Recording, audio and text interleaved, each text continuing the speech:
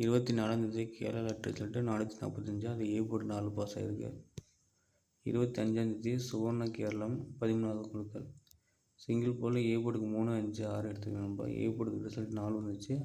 அதை பேஸ் பண்ணி 5, 3, 6 ரா நம்பர் 7 இருக்குது. ஸோ 6 வைக்கலாம். பி போர்டுக்கு 3, 4, 6 4, 6 எடுத்துக்கோங்க. சி போர்டுக்கு 4, 6 மட்டும் 2 நம்பர் கொடுத்துருக்கேன். அதுலேருந்து கண்டிப்பாக வரும். 4 இல்லைனா 6 வரல நண்பா. ஆல் போர்டுக்கு பார்த்தீங்கன்னா 5, 6 கொடுத்துருக்கேன்.